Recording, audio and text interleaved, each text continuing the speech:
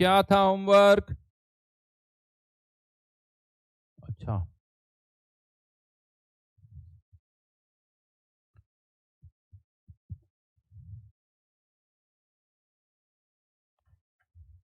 DPP 6 और 7। यार DPP 6 के तो सॉल्यूशन मैंने आपको दे दिए थे, नहीं 7 के नहीं दिए। अच्छा बताओ, डीपीपी 6 और 6 में कितने क्वेश्चन हो गए? 6 की बात करते हैं।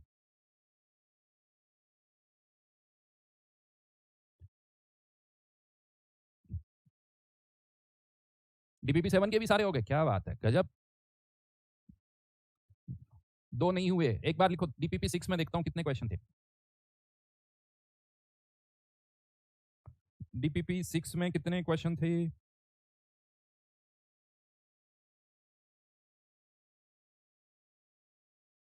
सेक 10 क्वेश्चन थे। अच्छा 7 में भी एक में ही डाउट है, गजब, बहुत बढ़िया जी, बहुत बढ़िया। अच्छा आदित्य कह रहा है एक नहीं हुआ। बेटा सबके सॉल्यूशन है यार, ऐसा तो नहीं हो सकता। कौन से चार के? यार प्रशांत भाई साहब को कमेंट लिखना नहीं आता। चार, डीपीपी नंबर 4 लिख रहे हो, क्वेश्चन नंबर 4 लिख रहे हो, है ना? अरे भाई लिखो तो सही, कोई क्वेश्चन नंबर लिखना है तो क्वेश्चन नंबर, डीपीपी है, किस डीपीपी का क्वेश्चन है, ऐसे लिखो। अच्छा पीयूष का कहना है सर डीपीपी 6 7 के सारे हो गए। धीरज का कहना है डीपीपी 7 के 7 क्वेश्चन हुए हैं। हम्म डीपीपी 6 दो नहीं हुए, डीपीपी 7 पूरी हो गई, बहुत बढ़िया Ishaan. DPP 6 all correct Kartik, गजब। ये लो जी, किसी ने पूछ लिया डीपीपी कहाँ मिलेगी, डीपीपी कहाँ मिलेगी। मतलब ये वाला पता है, कोई बात है, शाहरुख खान की मूवी देखने गया, मूवी खत्म होने के बाद वो बोलता है शाहरुख खान तो आया ही नहीं मूवी में। हम्म नहीं, पूरी मूवी देख ली और इसको तो शाहरुख खान ही नहीं आया, पता ही नहीं चला। गजब। चलो एक काम करेंगे, डीपीपी 6 के तो सॉल्यूशन मैंने दे ही दिए हैं, डीपीपी 7 के भी मैं सॉल्यूशन ही दे दूंगा ताकि ज़्यादा इश्यूज ना आए, डिस्कशन में टाइम बचेगा, सॉल्यूशन देख के क्लियर हो जाएगा, है ना? तो मिल जाएंगे कल तक, डोंट वरी।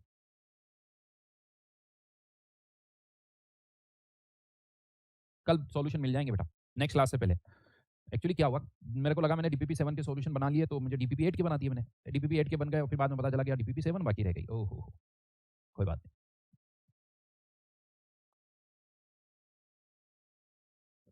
रिटर्न सॉल्यूशन नहीं बेटा, जब देनी है तो बोल के ही समझाऊं ना, फिर मैं रिटर्न तो तुम्हें ऑनलाइन ही मिल जाएंगे बहुत तरीके से। अच्छा रविश कह रहा है सर आपका ड्रेसिंग सेंस बहुत अच्छा है, धन्यवाद। हाँ यार, तारीफ वैसे भी कर दो। क्लास कहाँ हो रहा है, ये क्या लाइन है?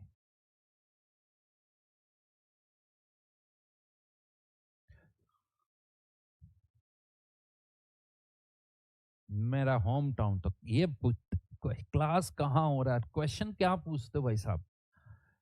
ये सही पूछो ना कि आप सर किस शहर से क्लास ले रहे हो, क्वेश्चन क्लियर होना चाहिए बेटा, तभी आंसर सही आएगा। तुमने पूछा क्लास कहाँ हो रहा है, इसका क्या मतलब निकलता है? किसी ने लिखा युगांडा, वाह जी वाह, युगांडा। नहीं यार, पर ऐसे ऑनलाइन कहीं क्लासेस हो सकती तो फिर तो किसी दिन में, मतलब पता चला कि हाँ यार मालदीव्स में बैठ के क्लास ले रहा हूँ, फिर पता चला कि ऑनलाइन में ये तो कह सकते हो स्विट्जरलैंड में क्लास ले रहा हूँ, हाँ, मजेदार।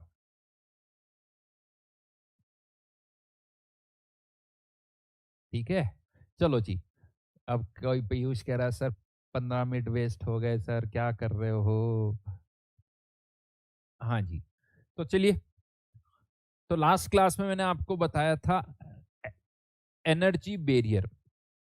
एनर्जी बैरियर क्या होता है वो मैंने बताया, तो मैंने आपसे कहा था जब भी रिएक्टेंट प्रोडक्ट में कन्वर्ट होंगे, रिएक्टेंट मॉलिक्यूल्स के बीच का बॉन्ड टूटेगा। बॉन्ड टूटता है मतलब उसके लिए पोटेंशियल एनर्जी बढ़ती है, जब बॉन्ड टूटता है मतलब एनर्जी चाहिए। वो एनर्जी कहाँ से आती है? उन्हीं मॉलिक्यूल्स की काइनेटिक एनर्जी से। तो एक रिएक्शन जब होती है तो बॉन्ड तोड़ने के लिए जो एनर्जी चाहिए वो उन्हीं मॉलिक्यूल की काइनेटिक एनर्जी से चाहिए। तो मॉलिक्यूल्स के पास इतनी काइनेटिक एनर्जी होनी चाहिए कि उनके बीच के बॉन्ड वो तोड़ सके। तो वो जो बॉन्ड तोड़ने के लिए यूं कह दो एनर्जी जो चाहिए लगभग, उसको हम क्या बोलते हैं? Activation energy. यानी मॉलिक्यूल्स के पास इतनी मिनिमम एक्टिवेशन एनर्जी होनी चाहिए, एक्टिवेशन एनर्जी होनी चाहिए ताकि रिएक्टेंट मॉलिक्यूल्स प्रोडक्ट में कन्वर्ट हो जाए। ताकि रिएक्टेंट मॉलिक्यूल्स प्रोडक्ट में कन्वर्ट हो जाए। This is known as activation energy. फिर उसके बाद मैंने थ्रेशोल्ड एनर्जी भी समझाया था। फिर मैंने आपको ये समझाया था कि अब हमें कैसे पता चलेगा कि एक कंटेनर में कितने मॉलिक्यूल्स के पास एक्टिवेशन एनर्जी के बराबर काइनेटिक एनर्जी है या उससे ज्यादा है। तो ये मैक्सवेल का कर्व है, ये मैक्सवेल ने बताया था। इसमें हम कहते हैं ये वो एरिया है। एरिया किसको रिप्रेजेंट करता है? Fraction of molecules having kinetic energy greater than activation energy. Having kinetic energy greater than activation energy. इतने मॉलिक्यूल्स जो है, इतने फ्रैक्शन, मान लो ये फ्रैक्शन आ जाता है 0.2 यानी 20%, यानी 20% मॉलिक्यूल्स के पास काइनेटिक एनर्जी एक्टिवेशन एनर्जी से ज्यादा है, तो वो प्रोडक्ट में कन्वर्ट होंगे। बाकी के आएंगे, टकराएंगे, लेकिन प्रोडक्ट फॉर्म नहीं होगा। प्रोडक्ट फॉर्म नहीं होगा। चलिए, अब प्रिंस ने एक क्वेश्चन पूछा, अगर टेम्परेचर इंक्रीज कर दे तो ग्राफ ऊपर जाएगा या नीचे जाएगा?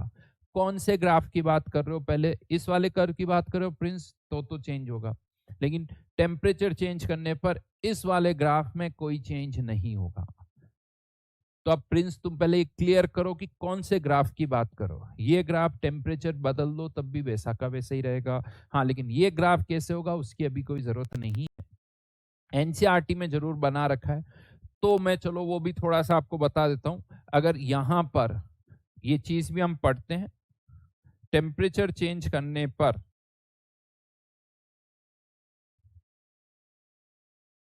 ये किसी T1 टेम्परेचर का अगर कर्व है, T1, ठीक है, तो T2 टेम्परेचर पर ये कर्व कुछ इस तरह से शिफ्ट होता है। तो यहां से अब आप कह सकते हो कि टेम्परेचर बढ़ाने पर पहले देखा जाए, चलो इसी कलर में लेता हूं, तो ये एक्टिवेशन एनर्जी है। तो पहले इतने मॉलिक्यूल्स ही एक्टिवेशन बैरियर को क्रॉस कर पा रहे थे, अब इतने मॉलिक्यूल्स कवर क्रॉस कर पाएंगे, यानी फ्रैक्शन जो है वो बढ़ गया। ठीक है, एक्टिवेशन एनर्जी कभी नेगेटिव नहीं हो सकती, एक्टिवेशन एनर्जी कभी नेगेटिव नहीं हो सकता। अब इसमें मैं डिटेल में नहीं जाऊंगा, मैक्सिमा कम क्यों हो गया वो बहुत लंबी स्टोरी है बेटा, तो वो पूरी डिटेल में नहीं है। बस इस क्वेश्चन का आंसर है ये T1 T2, here T2 is greater than T1। क्योंकि इसको समझाने गए तो फिर लगेगा कॉलिजन थ्योरी तो साइड में रह गई और कोई और थ्योरी हमारी स्टार्ट हो गई। हाँ, ठीक है। तो बस अभी कुछ चीजें देखो, जब मैं समझा दूं तो हाथ सुनना है, जिसको नहीं समझाऊं तो तुम दिमाग में सर ये अच्छा आपने नहीं समझाया, तो बड़ा सिंपल, सर मैंने ये याद कर लिया, ठीक है, क्योंकि आपने समझाया नहीं था। आपने समझाया तो मैंने समझ लिया, नहीं समझाया तो याद कर लिया। As simple as that. ऐसे रखो, रिलैक्स रहोगे। समझ में आया मेरी बात? ऐसे कर्व एटॉमिक स्ट्रक्चर में भी है, बहुत सारे बेटा एटॉमिक स्ट्रक्चर में। चलो जी, अब आगे बढ़ते हैं। अब आगे बढ़ते हैं, तो ये तो पहला बैरियर था जो मैंने बताया। अब हम आ जाते हैं दूसरे बैरियर पर। दूसरा बैरियर क्या है? Orientation barrier. क्या है ये ओरिएंटेशन बैरियर, वो समझाता हूं। ये CH3Br, यानी कार्बन पर 3 हाइड्रोजन है और 1 ब्रोमीन है। 3 हाइड्रोजन और 1 ब्रोमीन है। अब एक्चुअली यहां पर इस रिएक्शन में क्या हो रहा है, ब्रोमीन की जगह OH आयन आ रहा है। अब ये OH आयन क्या कर रहा है, इस पर यूं कह दो ये अटैक कर रहा है। OH आयन इस मॉलिक्यूल पर अटैक कर रहा है। अब यहां से तो इतना नहीं समझ में आया, लेकिन जिस तरफ Br है, अगर उसी डायरेक्शन से OH आयन आएगा ना, तो प्रोडक्ट फॉर्म नहीं होगा। तो ये क्या होना चाहिए, उसके अपोजिट डायरेक्शन से आएगा, ताकि अपोजिट डायरेक्शन से आएगा ताकि ब्रोमीन निकल जाए और उसकी जगह OH आयन आ जाए। तो एक, हाँ, SN2 बोल दो आप, बिल्कुल सही कहा। SN2 मैकेनिज्म है ये, जिनको ऑर्गेनिक पढ़ ही चुके होगे, अब तो ऑर्गेनिक में मेरे हिसाब से SN1 SN2। तो एक अपोजिट डायरेक्शन से आएगा तो ब्रोमीन निकल जाएगा। जैसे होता है ना, किसी को धक्का मारना है तो आपको बाहर निकालना है तो पीछे से धक्का मारो तो जल्दी निकल जाता है। ठीक है जी, ये एक तरीका है समझने का। दूसरा एक और छोटा सा एग्जांपल ले सकता हूं, उससे भी अगर आप थोड़ा और समझ सको। NO2 के दो मॉलिक्यूल मिलके क्या बनाते हैं? N2O4। क्या बनाते हैं? N2O4। अब इसमें एक नया बॉन्ड पता है किसके बीच में बन रहा है? नया बॉन्ड जो बनता है वो नाइट्रोजन नाइट्रोजन के बीच में बनता है। तो अगर ये दो NO2 के मॉलिक्यूल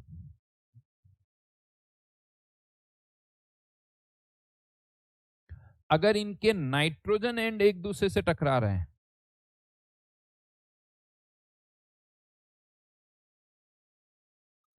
ये नाइट्रोजन एंड, तो ये N2O4 बनेगा।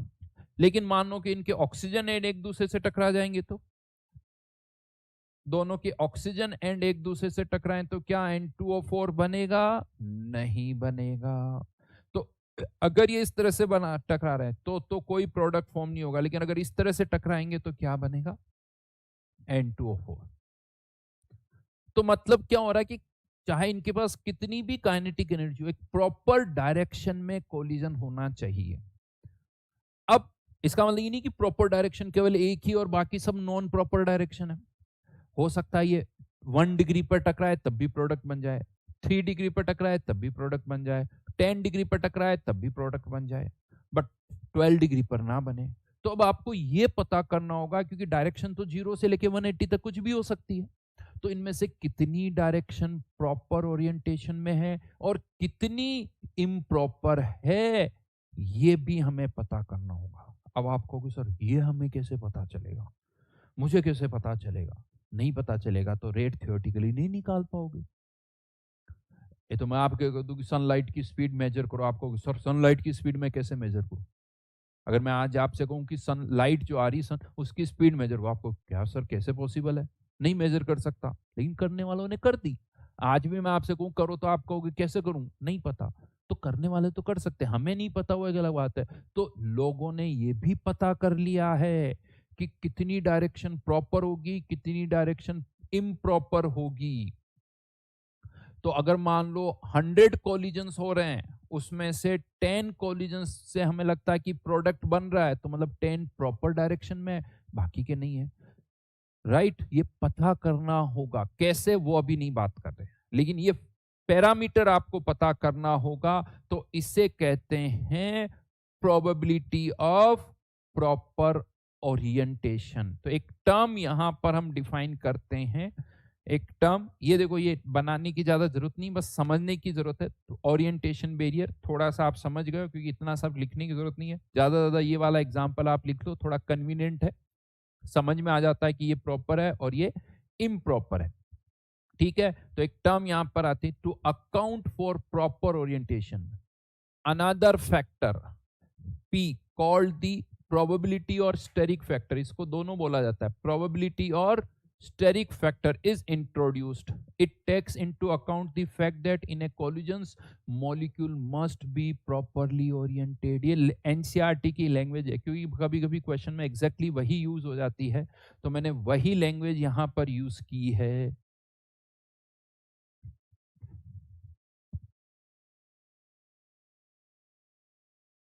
ठीक है जी।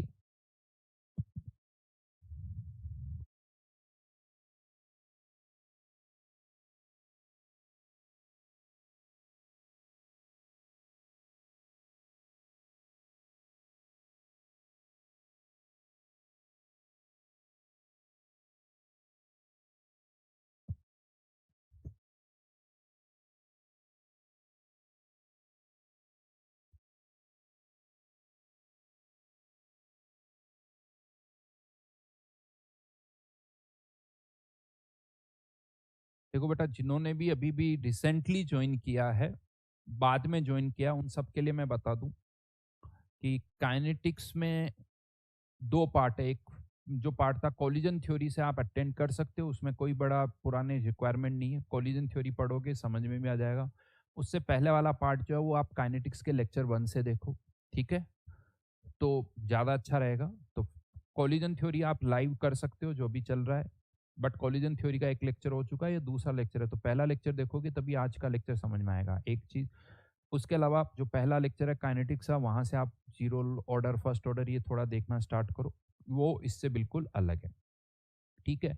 उसके अलावा जो चैप्टर्स पहले हो चुके हैं, जो आपको रिकॉर्डेड फॉर्म में है, वो आप अपने अकॉर्डिंग टाइम निकाल के करो, क्योंकि वो इससे इतने कनेक्टेड नहीं है, बट धीरे धीरे आपको वो करना है, ठीक है जी। किसी ने पूछा है कि बिट सेट के लिए बेटा कोई सा भी एग्जाम हो, अगर केमिस्ट्री आ रही तो मेरे लेक्चर्स उसके लिए समस्या, फिजिकल केमिस्ट्री में जो हम पढ़ रहे हैं, अगर किसी भी एग्जाम में आ रहा हो, किसी भी एग्जाम में, चाहे यूपीएससी में, ये पढ़ के यूपीएससी में भी आप एग्जाम दे सकते हो, यूपीएससी के पेपर भी कर सकते हो, केमिस्ट्री की फिजिकल केमिस्ट्री वाला पार्ट, ये मैं आपको बता दूं।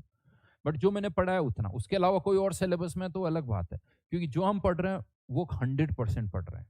समझ में आ गई मेरी बात? तो वो भी कर सकते हैं। क्लियर? चलो अभी वापस इस बार लिख लिया आप लोगों ने? ये लिख लिया क्या आप लोगों ने?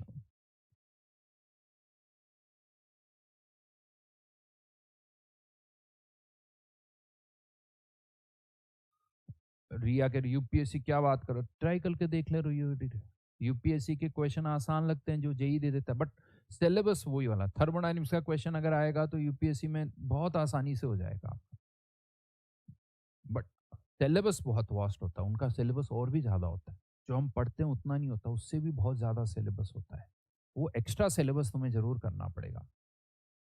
लेकिन वहाँ 3 सब्जेक्ट, फिर आई थिंक 2 सब्जेक्ट लेते हैं शायद वहाँ पर, हाँ 3 नहीं होते, यहाँ तो फिजिक्स केमिस्ट्री मैथ्स 3 है, वहाँ 2 ही होते हैं, तो आप ये भी कह सकते हो वहाँ कमी होती। अरे बेटा राकेश, यूपीएससी में केमिस्ट्री भी आता, भी तुम आगे बात करना।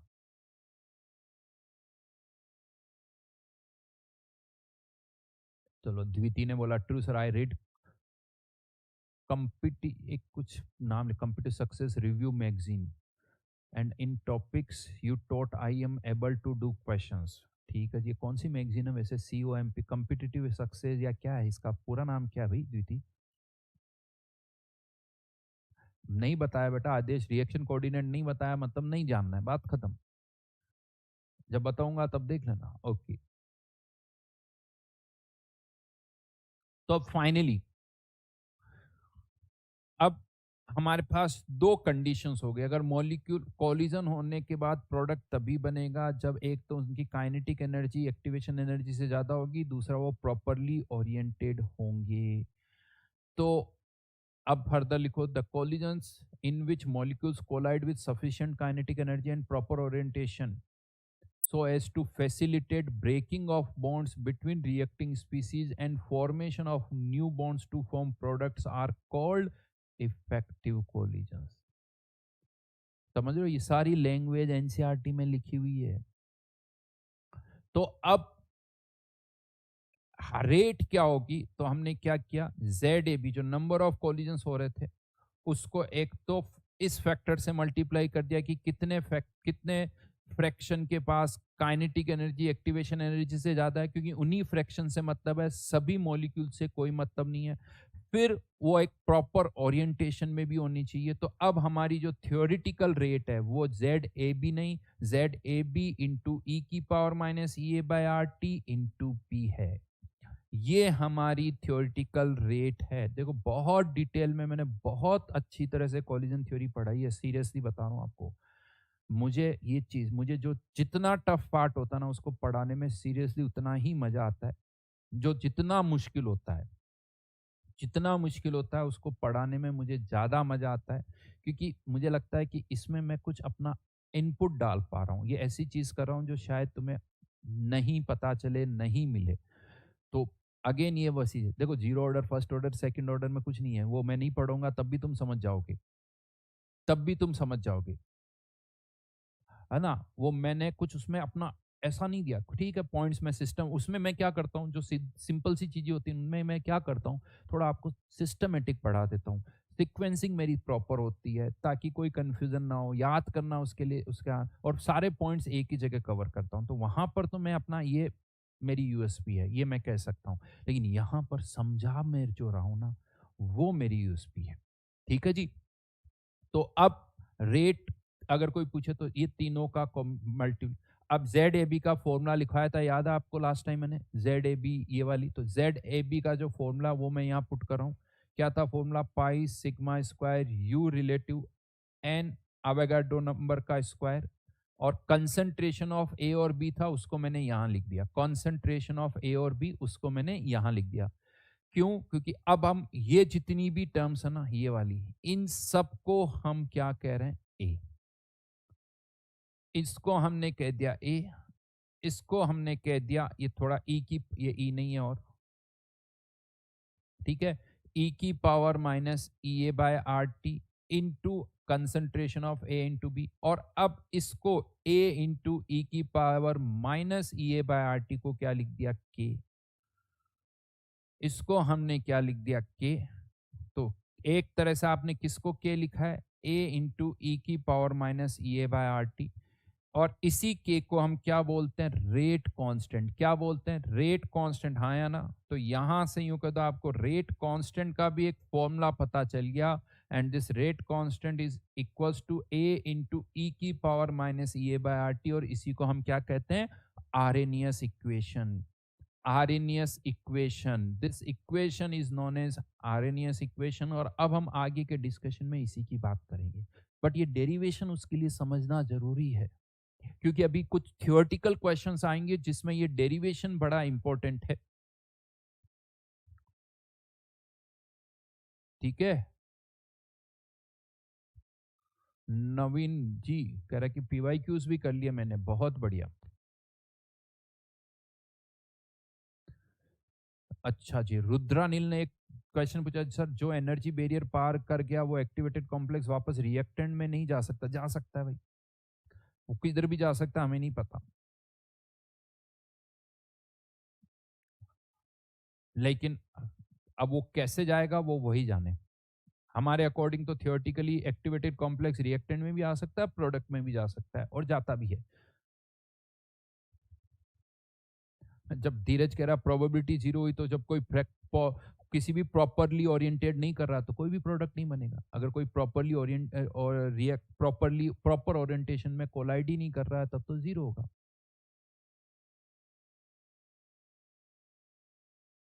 नहीं, हम कुछ 100% मान के नहीं, हम कह रहे हैं कि कन्वर्ट होता है, दैट्स इट। हम तो मान के हैं कि कन्वर्ट होगा, इधर भी होगा इधर भी होगा। अभी इस चैप्टर से हम ये नहीं बताते कि वो रिएक्शन 10% होगी 20% होगी, वो एक अलग चीज है।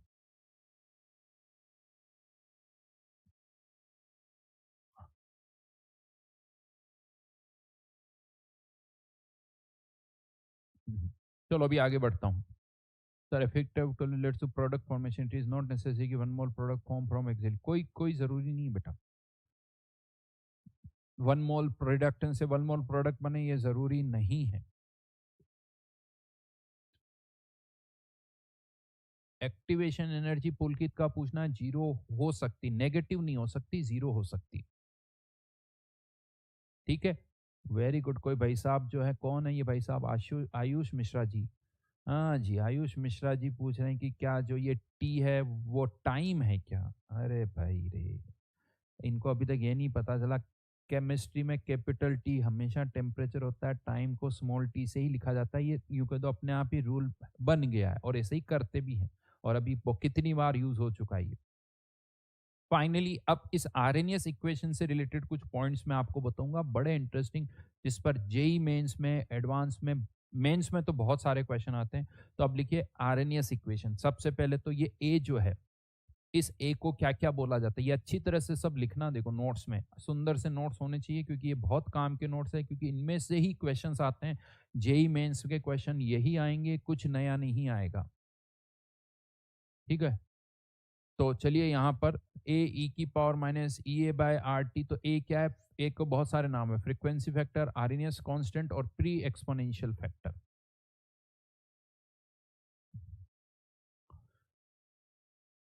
ठीक है, ई ए आपको पता ही है, एक्टिवेशन एनर्जी, आर कांस्टेंट है, टी टेम्परेचर, ये पता है, ये तो आपने लिख दिया। इसके बहुत सारे नाम, frequency factor, Arrhenius. Basically frequency word कहां से आया? कॉलिजन फ्रीक्वेंसी से, क्योंकि इस एक के अंदर मेनली जो कॉलिजन्स वाली जितनी भी टर्म्स है ना, वो सारी, एक किसको लिखा आपने? इसको ए लिखा एक तरह से। तो इसमें मतलब नंबर ऑफ कॉलिजन्स बढ़ेंगे तो आप कह सकते हो ये वाली टर्म बढ़ेगी। वैसे ए के अंदर नंबर ऑफ कॉलिजन भी वाली भी टर्म है, और प्रोबेबिलिटी ऑफ प्रॉपर ओरिएंटेशन वाली भी टर्म है। तो नंबर ऑफ कॉलिजन्स यूं कह दो बढ़ रहे हैं, अगर P उतना ही है, नंबर ऑफ कॉलिजन्स बढ़ रहे हैं, P उतना ही है, तो A की वैल्यू डेफिनेटली बढ़ेगी।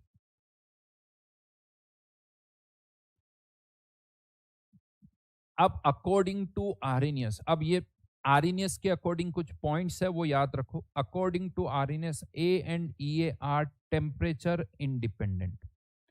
अब यहां पर मैं आपको बताऊं, ईए इज टेम्परेचर इंडिपेंडेंट, ये बात तो समझ में आती है, लगता हाँ सर ईए क्योंकि बॉन्ड एनर्जी होती है, पोटेंशियल एनर्जी होती है, और टेम्परेचर पर डिपेंड नहीं करती। लेकिन लगता ए भी टेम्परेचर के इंडिपेंडेंट है, ये बात थोड़ी कम हजम होती है। लगता तो है कि सर ए तो टेम्परेचर पर डिपेंड करेगा, क्योंकि अभी अभी मैंने आपसे कहा कि ए के अंदर मेनली कौन सी टर्म है, कोलिजन्स वाली, राइट क्योंकि ये वाली टर्म कौन सी, नंबर ऑफ कोलिजन्स। तो अब आप ऐसा लगता है सर टेम्परेचर बढ़ाएंगे तो रिलेटिव स्पीड भी बढ़ेगी, तो ए की वैल्यू भी तो चेंज होनी चाहिए। अगर रिलेटिव स्पीड बढ़ेगी तो ए की वैल्यू क्या होगी, चेंज। लेकिन इसके अंदर रिलेटिव स्पीड भी है, पी भी है, तो ऐसा हो सकता है कि स्पीड बढ़ रही है लेकिन प्रॉपर ओरिएंटेशन वाला फैक्टर कुछ कम हो रहा हो, इसलिए ए है जो है वो हम क्या कह रहे हैं, कांस्टेंट है। तो आरएनएस देखो, अगर आप और एडवांस लेवल पर जाओगे तो फिर तो वहां पर आरएनएस इक्वेशन भी यूज नहीं होती, लेकिन हमारे केस में तो आरएनएस इक्वेशन, और हम मान रहे हैं कि ए जो है वो क्या है, कांस्टेंट है, टेम्परेचर के साथ वेरी नहीं करता है। ठीक है, आपको लग रहा है थोड़ा बहुत करना चाहिए, बिल्कुल सही बात है, सही कह रहे हो आप, लेकिन यहां पर ठीक है, ठीक है, तो उसके बाद लिखते जाना, तो ए और ई ए टेम्परेचर के इंडिपेंडेंट है। अब सेकंड पॉइंट क्या लगता है, जैसे जैसे टेम्परेचर बढ़ेगा, ए कांस्टेंट है, ई ए कांस्टेंट है, क्या लगता है,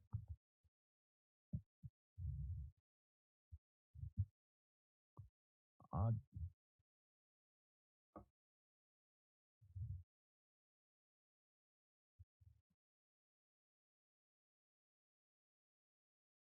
बढ़ेगा या कम होगा,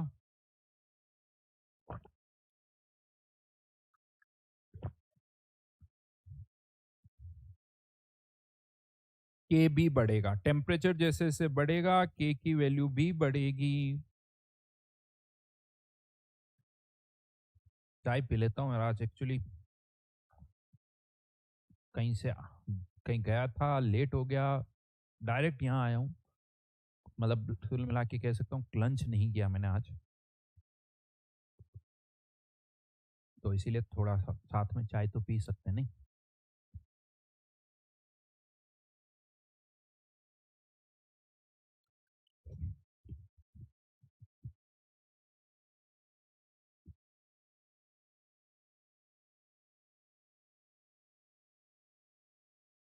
थोड़ा बिस्किट भी खा सकते हैं साथ में। तो टेम्परेचर इंडिपेंडेंट, टेम्परेचर जैसे से बढ़ेगा के की वैल्यू भी बढ़ेगी, क्योंकि ये देखो माइनस है, टेम्परेचर डिनोमिनेटर में, तो टेम्परेचर बढ़ने पर ये वाली वैल्यू बढ़ेगी तो के की वैल्यू भी बढ़ेगी। जब टेम्परेचर इनफाइनाइट हो जाएगा, टेम्परेचर इनफाइनाइट हो जाएगा तो ई की पावर क्या हो जाएगा, देखो यहाँ पर ई की power minus E A upon are infinity, तो ये वैल्यू क्या हो गई, जीरो, ई की पावर जीरो वन, तो के इक्वल्स टू ए। यानी जब टेम्परेचर इनफाइनाइट होगा तो के की वैल्यू कितनी हो जाएगी, ए हो जाएगी। भाई श्रीमंतक जी, आप लगता है लास्ट क्लास में आए नहीं, इसीलिए आपको सिग्मा की वैल्यू नहीं पता है, ये प्रॉब्लम होती है। आप क्लास में आते नहीं हो, पुरानी क्लास में, नई क्लास में आके आप रेंडमली कुछ भी डाउट पूछने लगते हो। लास्ट क्लास देखो, सब बताया था वहां पर सिग्मा क्या होता है। ठीक है, तो जब टेम्परेचर इनफाइनाइट होगा तो के की मैक्सिमम वैल्यू जो है वो ए, के की वैल्यू ए, और ये मैक्सिमम वैल्यू है, क्योंकि देखो ये ई की power minus E A by R T जो है ना, इसकी मैक्सिमम वैल्यू, ये क्या है, फ्रैक्शन, और फ्रैक्शन की मैक्सिमम वैल्यू क्या हो सकती है, वन, और वो कब होगी, जब टेम्परेचर इनफाइनाइट होगा। इसको मैं ऐसे भी समझा सकता हूं, ई की power minus E A by R T, ये क्या है, फ्रैक्शन ऑफ मॉलिक्यूल्स जिनकी काइनेटिक एनर्जी एक्टिवेशन एनर्जी से ज्यादा है। अब आप टेम्परेचर बढ़ाते जा रहे हो, बढ़ाते जा रहे हो, बढ़ाते जा रहे हो, तो मॉलिक्यूल्स की काइनेटिक एनर्जी भी बढ़ेगी और बढ़ेगी और बढ़ेगी। जब आप टेम्परेचर इनफाइनाइट कर दोगे, मतलब सभी मॉलिक्यूल्स की काइनेटिक एनर्जी बहुत ज्यादा हो गई, तो अब हर एक मॉलिक्यूल की काइनेटिक एनर्जी एक्टिवेशन एनर्जी से ज्यादा हो गई। हर एक मॉलिक्यूल की काइनेटिक एनर्जी एक्टिवेशन एनर्जी से ज्यादा हो गई, तो वो उस बैरियर को क्रॉस कर लेगा। इसीलिए वो बैरियर ही नहीं रह गया, ये फ्रैक्शन ही वन हो गया। क्यों? सारे मॉलिक्यूल्स क्रॉस कर रहे हैं, तो फ्रैक्शन ऑफ मॉलिक्यूल्स कितने हो गए? वन हो गया सब। फ्रैक्शन ऑफ मॉलिक्यूल्स कितना हो गया? वन हो गया, जो कि बैरियर को क्रॉस कर रहा है। और ये के की मैक्सिमम वैल्यू, कोई आपसे पूछे के की मैक्सिमम वैल्यू क्या होगी, तो ए होगी। यानी अब केवल कौन कौन से फैक्टर रह गए? नंबर ऑफ कोलिजन्स और प्रॉपर ओरिएंटेशन, वही फैक्टर्स रह गए। ई की power minus E A by R T तो वन हो गया। प्रॉपर नहीं, टेम्परेचर इनफाइनाइट होने पर सब प्रोडक्ट बनेंगे जरूरी नहीं है, प्रॉपर ओरिएंटेशन भी होना चाहिए। अभी एक और फैक्टर है, प्रॉपर ओरिएंटेशन भी होना चाहिए। अच्छा, एक और केस, अलग अलग रिएक्शन के लिए, यानी मान लो एक ही रिएक्शन का तो देखो ई फिक्स होता है, बट दो रिएक्शन है अलग अलग, तो जिस रिएक्शन की एक्टिवेशन एनर्जी ज्यादा होगी उसका रेट कांस्टेंट कम होगा। जिसकी एक्टिवेशन एनर्जी ज्यादा होगी उसका रेट कांस्टेंट कम होगा। हाँ या ना?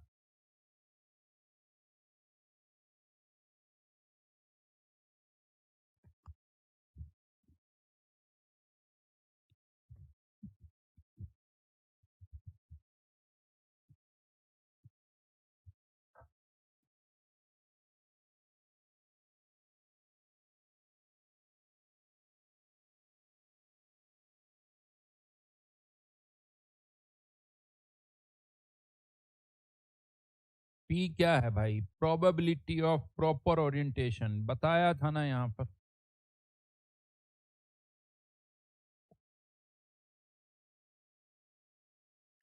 अब यहां पर एक इंटरेस्टिंग क्वेश्चन पूछता हूं, ये भी लिखो। अच्छा, आपसे अगर मैं ये पूछूं कि टेम्परेचर बढ़ाने पर के की वैल्यू बढ़ेगी, ठीक है साहब, बढ़ेगी। के टेम्परेचर बढ़ाने पर के की वैल्यू बढ़ेगी, ठीक है, बट क्यों बढ़ रही है? इसका लॉजिक बता सकते हो? मतलब टेम्परेचर बढ़ाने पर रेट बढ़ रही है, रेट कांस्टेंट बढ़ रहा है, क्यों?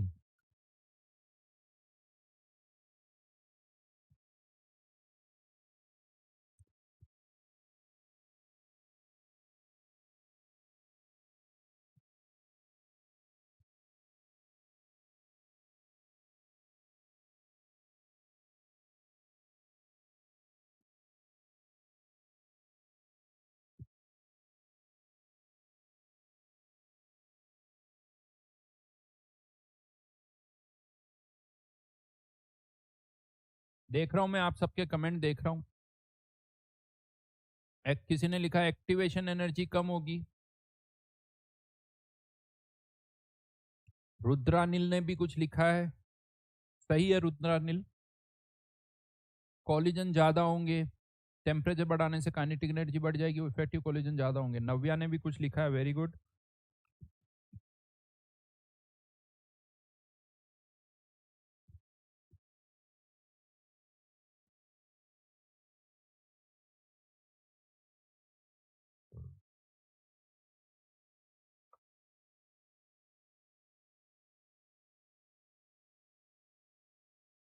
बताता हूँ आंसर सही क्या है। बहुतों को लगता है सर टेम्परेचर बढ़ेगा तो नंबर ऑफ कॉलिजन्स बढ़ेंगे इसीलिए रेट बढ़ेगी, नहीं। एक्चुअल में क्योंकि मैंने कहा टेम्परेचर बढ़ने पर ए में तो कोई चेंज हो ही नहीं रहा है, ए तो अभी भी वही है। और ए किसको रिप्रेजेंट कर रहा है? कॉलिजन वाले फैक्टर्स को। तो फिर इसके कारण रेट थोड़ी बढ़ रही है, रेट कांस्टेंट किसके कारण बढ़ रहा है? इसके कारण बढ़ रहा है। रेट क्यों बढ़ रही है? इस फैक्टर के कारण। ये तो ओवरऑल हम कह रहे हैं कांस्टेंट है ए, ये तो चेंज ही नहीं हो रहा भाई, इसमें तो कोई चेंज ही नहीं हो रहा है। तो रेट क्यों बढ़ रही है? क्योंकि टेम्परेचर बढ़ाने पर अब मॉलिक्यूल्स की काइनेटिक एनर्जी बढ़ गई, तो ज्यादा मॉलिक्यूल्स के पास काइनेटिक एक्टिवेशन एनर्जी से ज्यादा काइनेटिक एनर्जी है। यानी ज्यादा मॉलिक्यूल्स उस बैरियर को क्रॉस कर सकते हैं, तो मतलब ज्यादा मॉलिक्यूल्स प्रोडक्ट को में जा सकते हैं। बैरियर कम नहीं होगा, बैरियर तो उतना ही है, बट अब ज्यादा मॉलिक्यूल्स उस बैरियर को क्रॉस कर जाएंगे क्योंकि आपने काइनेटिक एनर्जी बढ़ा दी। पहले मान लो 100 में से 15 मॉलिक्यूल्स ही उस बैरियर को क्रॉस कर पा रहे हो, टेम्परेचर बढ़ाने पर 100 में से 25 करेंगे, और बढ़ाओगे 35 करेंगे, और बढ़ाओगे 50 करेंगे, और बढ़ाओगे 60 करेंगे, इसीलिए रेट बढ़ रही है। तो यहां पर एक पॉइंट लिखो, ये as temperature increases rate also increases, mainly because, क्यों ऐसा हो रहा है, क्यों मेनली, मेजर फैक्टर क्या है, नंबर ऑफ कॉलिजन्स नहीं है, नंबर ऑफ कॉलिजन्स नहीं है, because fraction of molecules having kinetic energy greater than activation energy increases.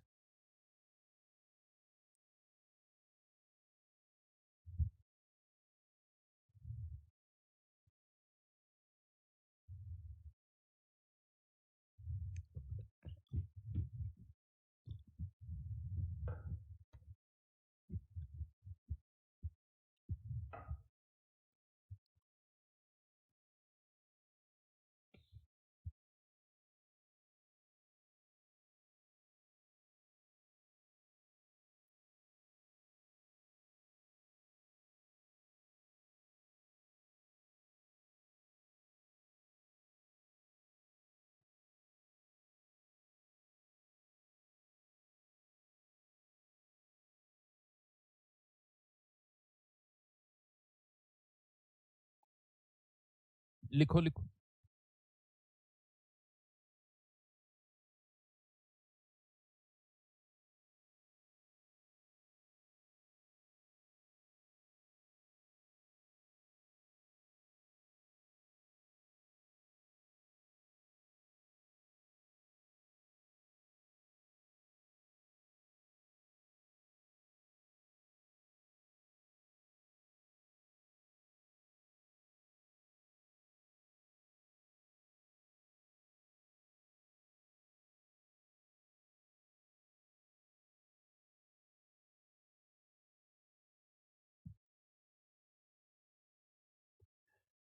हाँ जी भाई लोगों, चाय खत्म हो गई भाई। तो कुल मिला के ध्यान रखना कि अगर कोई आपसे पूछे टेम्परेचर बढ़ाने पर रेट क्यों बढ़ती, तो नंबर ऑफ कॉलिजन्स नहीं, क्यों रेट बढ़ती है, क्यों रेट बढ़ती है, because fraction of molecules increase हो रहे हैं, फ्रैक्शन ऑफ मॉलिक्यूल्स इंक्रीज हो रहे हैं जो कि बैरियर को क्रॉस कर सकते हैं।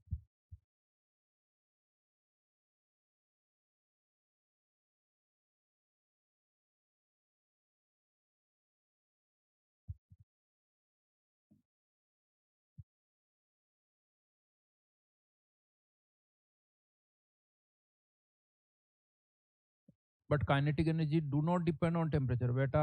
इतनी देर से काइनेटिक एनर्जी टेम्परेचर का फंक्शन है, काइनेटिक एनर्जी बढ़ेगी तो टेम्परेचर बढ़ेगा, टेम्परेचर बढ़ेगा, टेम्परेचर बढ़ेगा तो काइनेटिक एनर्जी बढ़ेगी। ठीक है जी, चलिए आगे बढ़ते हैं। अब यहां पर एक और इंटरेस्टिंग क्वेश्चन पूछता हूं, आपको कर्व प्लॉट करना बिटवीन के एंड टी, के और टी के बीच में। और मैं आपको बता दूं ये क्वेश्चन जेई एडवांस में एक बार आ चुका है, और जेई मेंस वाले 2 बार इस क्वेश्चन को पूछ चुके हैं। जेई एडवांस में ये क्वेश्चन आया था शायद 2008 या 9, शीट में है। जेई मेंस में ये क्वेश्चन 2 बार आ चुका है, एक बार 2019 में और शायद एक बार वापस 2022 या 23 में। यार रिकॉर्डिंग का मैं वैसे कुछ तो चलने लग गई है, मैं और कंफर्म कर देता हूँ, बट अभी इस पर फोकस करो बेटा। ये ना, ये बीच बीच में ये इधर उधर के क्वेश्चन जितने भी, उसका जवाब लास्ट में दूंगा।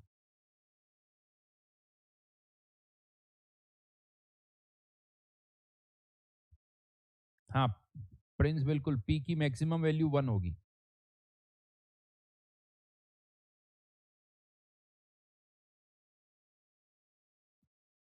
कैसा कर्व आएगा, ई की पावर माइनस एक्स जैसा? क्या ये इक्वेशन ई की पावर माइनस एक्स जैसी है क्या? या e की पावर -1/x जैसी है?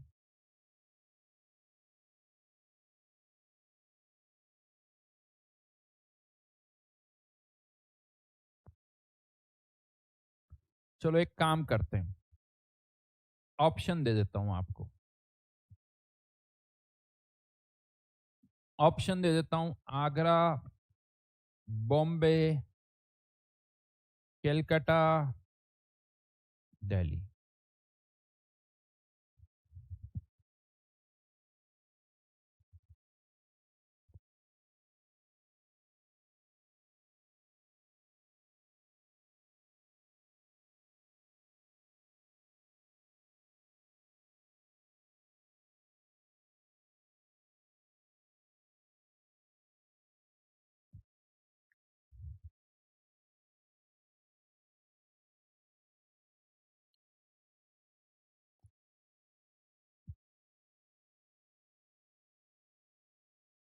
वैसे मैं बताऊं, जब जेई में ये क्वेश्चन आया था, जेई में क्वेश्चन आया था, तो आई थिंक उसमें आगरा ऑप्शन था, बॉम्बे भी था, कलकत्ता भी था, दिल्ली नहीं था। उसकी जगह कौन सा ऑप्शन था वो भी मैं बता देता हूं आपको।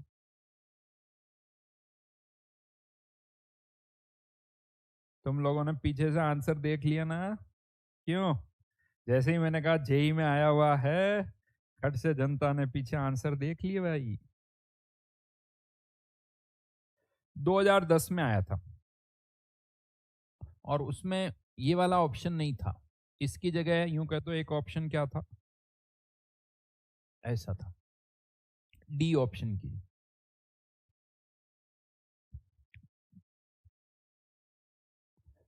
बताऊं आंसर? देखो ये तो क्लियर है, ये आंसर हो नहीं सकता क्योंकि टेम्परेचर बढ़ने पर के बढ़ता है। ये आंसर हो नहीं सकता। ये भी नहीं हो सकता क्योंकि टेम्परेचर बढ़ने पर के बढ़ता है और यहाँ के कम हो रहा है। अब बात आती ये कौन सा सही होगा? और मैं आपको तो ये ऑप्शन तो जेई के एग्जाम में ही नहीं था। ज्यादातर का आंसर वैसे सी आ रहा है, बट मैं आपको बताऊं, सही आंसर है दिल्ली।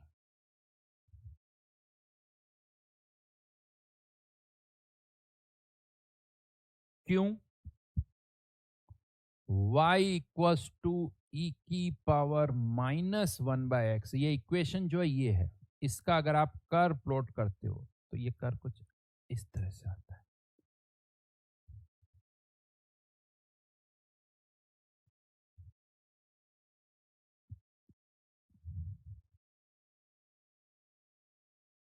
अब आप कह सकते हो सर ये ऑप्शन ही नहीं था, तो फिर क्या करेंगे? अब अगर ये ऑप्शन नहीं है तो बचा कौन सा ऑप्शन?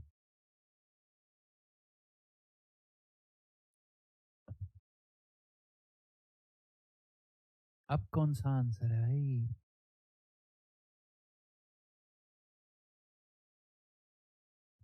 तो जेई ने जो आंसर दिया और सही भी जो है वो बी आंसर है। अगर ये ऑप्शन नहीं है तो ये सही है। क्यों? क्योंकि मैं कह सकता हूं कि स्टार्टिंग में तो ये कर्व भी वैसे ही है, ये कर्व भी वैसे ही है, तो फिर आगे जाके चेंज हो जाएगा। यूं मान लो आगे प्लॉट ही नहीं किया, तो ये बेटर ऑप्शन है। बहुतों को ये कर्व लगता है,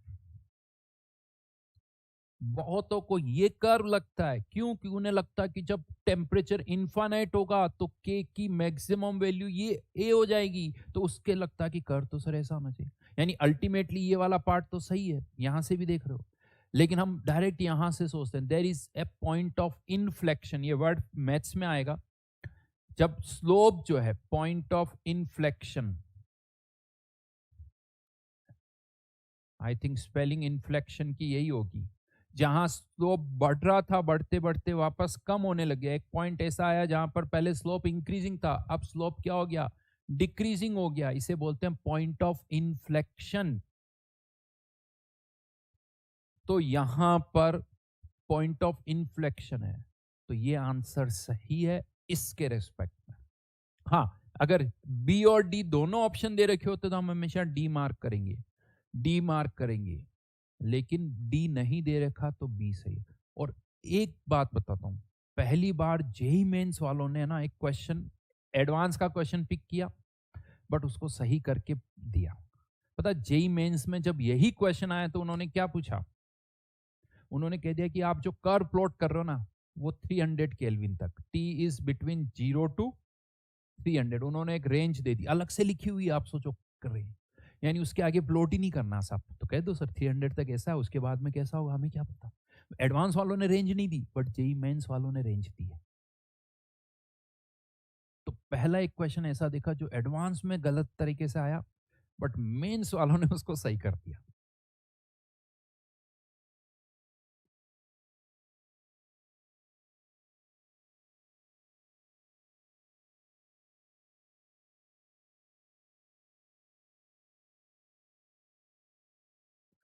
और मैं आपको बता दूं, फैक्ट बता देता हूं, रियलिटी है 2010 में जब ये क्वेश्चन आया ना, उससे पहले इवन मैं भी के वर्सेस टी का कर्व नहीं पढ़ाता था कि ये कर्व कैसा होगा, नहीं पढ़ाता था, ऐसा लगता था कि यार ऐसा ही कुछ होगा, बड़ा आसान है, कोई नहीं पढ़ाता था, ये भी मैं आपको बता दूं। लेकिन जब ये क्वेश्चन आया तब सोचा क्या होगा, फिर दिमाग में तो आया यही आंसर होना चाहिए, पहला आंसर, फिर लगा यार ये नहीं, आंसर तो ये सही, फिर लगा ये कैसे हो सकता है यार, कर्व ऐसा कैसे हो सकता है, ऐसे तो बढ़ता जाएगा, फिर बाद में पता चला कि ये बाद में पलट जाता है भाई।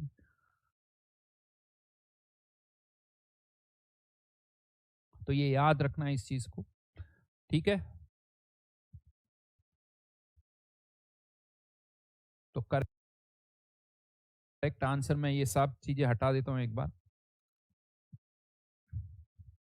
सही आंसर कौन सा है, दिल्ली, ये अगर ये नहीं दे रखा हो तो ये फिर नव्या बेटा, कर्व भी इसका यही होता है, तो इसीलिए ये सही है। पॉइंट ऑफ इन्फ्लेक्शन से क्या होता है इसमें, point of inflection point of inflection होता है इस कर्व में, ऐसा ही है। जैसे आप कहते हो ना, इस कर्व में एक मैक्सिमा होता है इसमें एक मैक्सिमा, इसमें एक पॉइंट ऑफ इन्फ्लेक्शन है, ये इस कर्व की नेचर है, ये अलग कर्व है, तो नेचर अलग अलग कर्व की।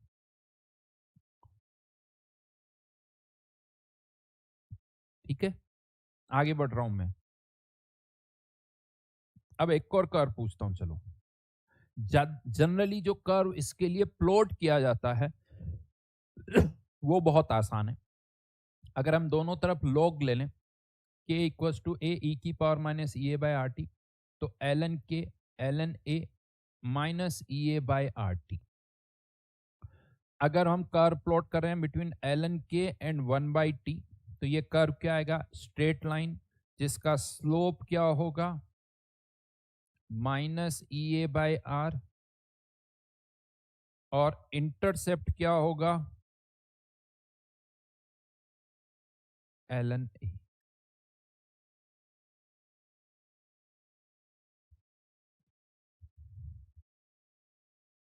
और ये इस स्ट्रेट लाइन कर्व होगा। क्या होता, आप इसको नीचे भी बना दो,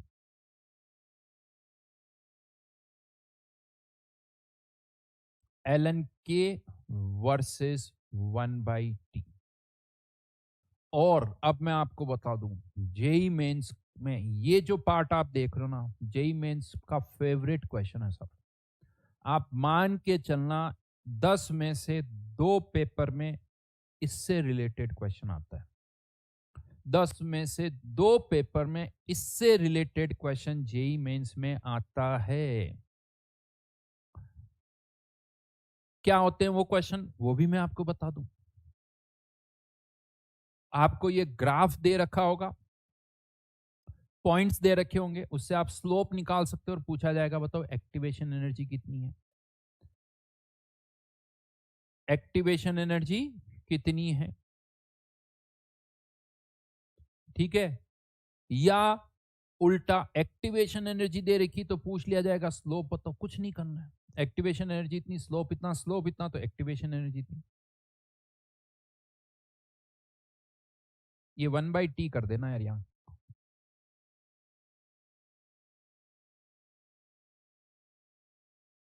तो ln k वर्सेस 1/t का कर्व ऐसा है। क्वेश्चन ऐसे भी आते हैं, ये यहां लिखा हुआ तो लिख लेना कि ln k equals to 2 minus 500 1/t। बताओ एक्टिवेशन एनर्जी कितनी होगी? कुछ नहीं करना, कंपेयर करना है।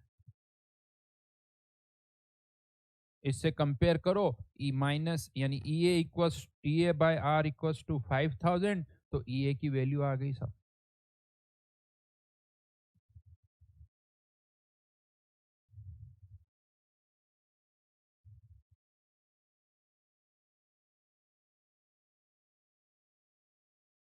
भर भर के आते हैं, बिल्कुल सब, बिल्कुल सही बोला तुमने, भर भर के क्वेश्चन आते हैं। वैभव अपना भी दिमाग लगाओ थोड़ा सा, आर की कौन सी वैल्यू लेंगे, खुद सोचना थोड़ा सा, सब समझ में आएगा।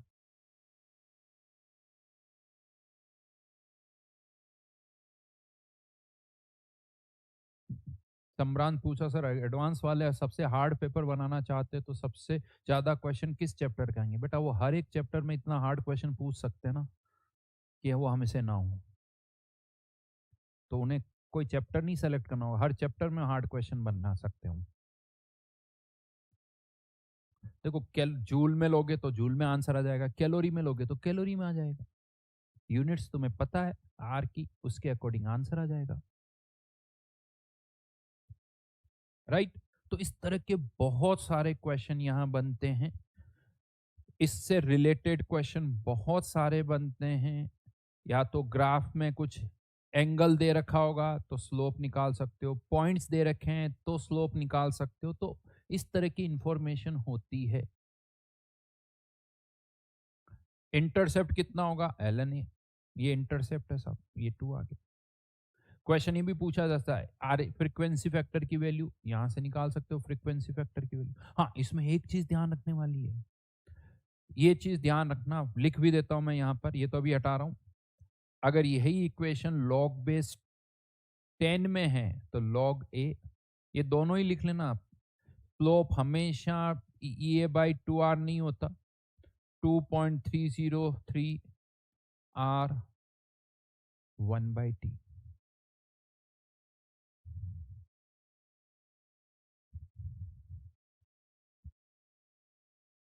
ये बहुत कॉमन मिस्टेक है, क्या होता है जल्दबाजी में सॉल्व कर लेते हैं, यानी 2.303 ये वाला फैक्टर गायब हो जाता है। तो ये देखिए यहाँ पर केमिस्ट्री में फिक्स है, एल लिखा हुआ बेस ही, लॉग लिखा हुआ है तो बेस 10।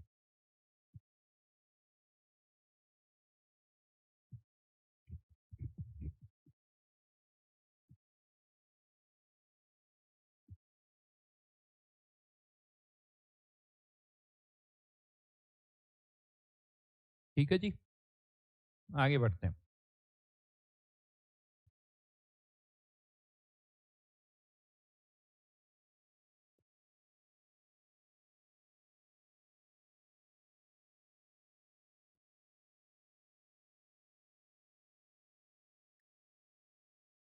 आगे बढ़ रहा हूं, ठीक है।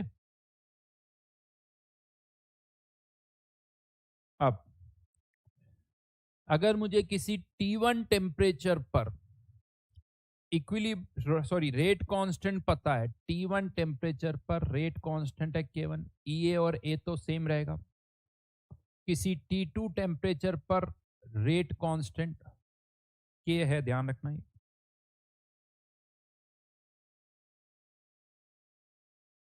K2, दोनों का डिफरेंस ले लें, इक्वेशन 2 माइनस इक्वेशन 1, तो ln K2 upon K1, ln A वाली टर्म क्या हो जाएगी? कैंसिल आउट, 2 माइनस 1 करूंगा तो E A upon R, 1 upon T1 minus 1 upon T2। क्या यूज है इस इक्वेशन का? क्या यूज है इस इक्वेशन का कि अगर किसी T1 टेम्परेचर पर रेट कांस्टेंट पता है तो हम यहां से T2 टेम्परेचर पर रेट कांस्टेंट फाइंड आउट कर सकते हैं।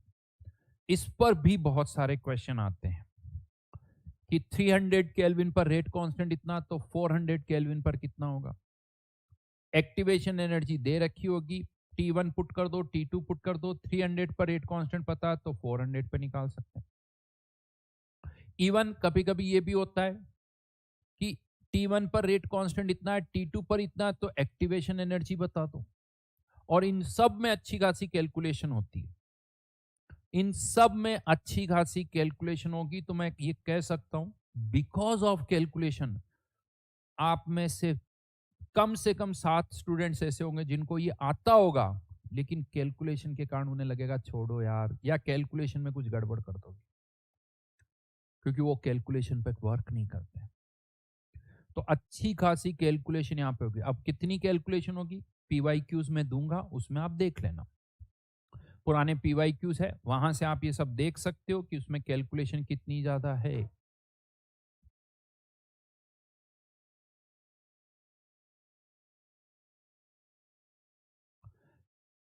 यहीं पर कंफ्यूजन ना हो इसीलिए मैं आपको बता रहा हूं। इसी तरह की एक इक्वेशन आप और यूज करते हो, केमिकल इक्विलिब्रियम चैप्टर में होती है, थर्मोडायनेमिक्स में भी इक्वेशन हम यूज करते हैं। ये अलग इक्वेशन, ये अलग इक्वेशन है, इसका कोई नाम नहीं है। इस इक्वेशन का नाम है वॉन्ट ऑफ इक्वेशन। यहाँ K1 K2 पता क्या है, इक्विलिब्रियम कांस्टेंट। यहाँ K1 K2 रेट कांस्टेंट है, यहाँ पर भी 1/T1 माइनस 1/T2। यहाँ एक्टिवेशन एनर्जी है, जबकि यहाँ पर क्या है, डेल्टा एच।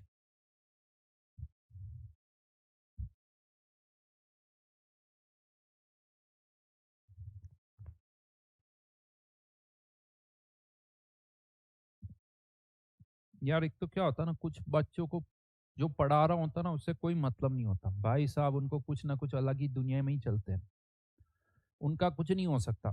ये मैं बता दूं, जो अगर मेरे पढ़ाते वक्त कुछ और सोच रहा ना दिमाग में, इसका मतलब उसको लग रहा है ये चीज फालतू है, वो इसको ढंग से सुन नहीं रहा है। तो फिर तुम कुछ भी पूछ लो मेरे से इधर उधर की बातें, उससे कुछ फायदा नहीं है। क्योंकि एक लाइन वापस मैं पूछता हूँ, कुछ लोगों को या तो अपने पास्ट से मतलब होता है या फ्यूचर से मतलब होता है, प्रेजेंट उसके कारण वो बर्बाद करते हैं। यानी वो हमेशा प्रेजेंट के बारे में नहीं सोचे, या तो फ्यूचर या पास्ट। अरे पूरा ये हो गया सर, मेरे साथ ये हो गया, क्या करूं, ये हो गया, या मुझे ये चाहिए, ये करना है। अरे भाई, तो ऐसे लोग बहुत सारे हैं और हर क्लास में कहना पड़ता है उनको। जब इससे रिलेवेंट कोई डाउट होता है तो मैं जरूर बताता हूँ, लेकिन क्या होता है उनको कुछ अलग ही भाई साहब, कुछ ना कुछ अलग ही है। बेटा अंशु, केमिस्ट्री में बता दूं तुम्हें, केमिस्ट्री में अगर कहीं पर भी आर लिखा हुआ ना, कैपिटल आर, मतलब और भी हो सकता है कि नहीं लिखा हुआ, इसका मतलब तो पीवी इक्वल्स टू एनआरटी वाला ही है। ये ध्यान रखना। हाँ, अब कोई मुझसे ये पूछे ये डेल्टा एच क्या, तो बेटा छोड़ दो, फिर कोई फर्क नहीं पड़ता ये पता करने से और नहीं पता करने से, छोड़ दो। ठीक है, चलिए आगे बढ़ रहा हूं मैं। तो इस पर बहुत सारे क्वेश्चन आते हैं, बहुत अच्छी तरह से ये करना। छोटे छोटे कुछ और क्वेश्चंस हैं, वो पूछता हूं यहां पर। लेट से ये तो अलग अलग रिएक्शन है, ए कन्वर्टिंग इनटू बी, सी कन्वर्टिंग इनटू डी। इसकी एक्टिवेशन एनर्जी है 20, इसकी एक्टिवेशन एनर्जी है 40। अगर आप टेम्परेचर बढ़ा रहे हो तो रेट कांस्टेंट इसका भी बढ़ेगा, रेट कांस्टेंट इसका भी बढ़ेगा। क्लियर, क्योंकि टेम्परेचर बढ़ाएंगे तो रेट कांस्टेंट तो बढ़ेगा ही। लेकिन यहां पर आपको कंपेयर क्या करना है, टेम्परेचर इसका भी T1 से T2, इसका भी T1 से T2, यानी जो टेम्परेचर चेंज यहां हो रहा है वही टेम्परेचर चेंज यहां पर भी हो रहा है। इसका रेट कांस्टेंट भी बढ़ेगा, इसका रेट कांस्टेंट भी बढ़ेगा। रेशियो कहां ज्यादा होगा, कंपेयर किसको करना है, रेशियो को कंपेयर करना है।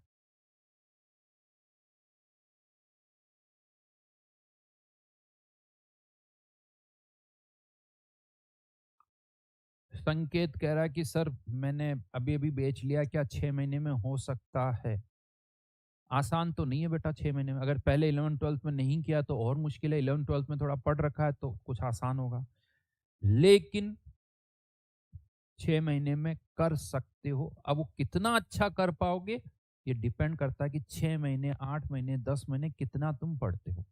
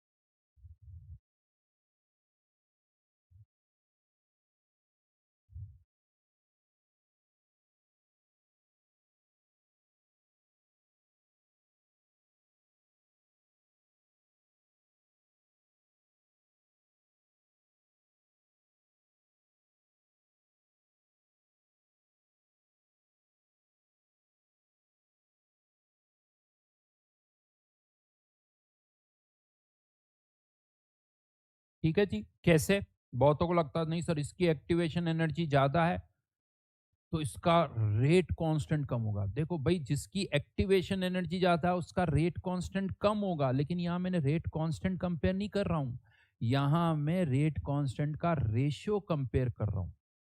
रेट कांस्टेंट का ratio, this is for reaction 1, यहाँ 1 और 2 लिख दो। अंडरस्टूड है खैर। दिस इज फॉर रिएक्शन 2, ये 1 और ये 2 सेकंड रिएक्शन। तो रेट कांस्टेंट का रेशियो कंपेयर कर रहे हैं, कैसे आएगा ये आंसर? ये देखिए यहां पर, ये इसका एक्सप्लेनेशन, ये 1 और ये 2। देखो T1 T2 इसके लिए भी वही है, इसके लिए भी वही है, तो ये वैल्यू तो दोनों के लिए सेम है साहब। जिसके लिए ये वैल्यू ज्यादा होगी, ये जिसका ज्यादा होगा उसके लिए ये रेशियो भी ज्यादा होगा। ये किसका ज्यादा है? इस रिएक्शन का, तो रेशियो भी इसी रिएक्शन का ज्यादा। बट फिर से बोलूंगा, अगर आप मुझसे पूछोगे कि रेट कांस्टेंट किसका ज्यादा होगा, वो इसका ज्यादा होगा, क्योंकि इसकी एक्टिवेशन एनर्जी कम है तो इसका रेट कांस्टेंट ज्यादा होगा। यानी ऐसा हो सकता है कि यहां पर ये जो K1 है इस रिएक्शन के लिए, मान लो ये वैल्यू 100 है, ये वैल्यू 200 है, इसका ये जो K1 है ये 10 है और ये वैल्यू 40 है। तो रेट कांस्टेंट इंडिविजुअली, यहाँ रेट कांस्टेंट 10, यहाँ 100, इसका रेट कांस्टेंट ज्यादा, बट रेशियो अगर आप लेते हो तो यहाँ रेशियो 2 है, यहाँ रेशियो 4 है। ऐसे डेटा ले रहा हूं मैं आपको, तो रेशियो ज्यादा है, ध्यान रखना। परसेंटेज चेंज, रेशियो मतलब होता है परसेंटेज चेंज, यानी for same change in temperature. ये line as it is JEE advance में पूछी गई है, मैं आपको बता दूं, एज इट इज। और जेई मेंस वालों ने भी पूछ ली है, जेई मेंस वालों ने भी ये जो लाइनें आप देख रहे हो, आपको लग रहा हो ये क्या पढ़ा रहे हैं भाई साहब, पूछा जा चुका है, पूछा जा चुका है। और ये सेंटेंस जब आते हैं तो बड़े खतरनाक लगते हैं। एक बार नहीं, ये दो दो तीन तीन बार पूछ चुके। जेई मेंस 2024 में भी पूछा है, एडवांस में भी पूछा है। तो for same change in temperature, percentage change in rate constant will be more for reaction having higher activation energy.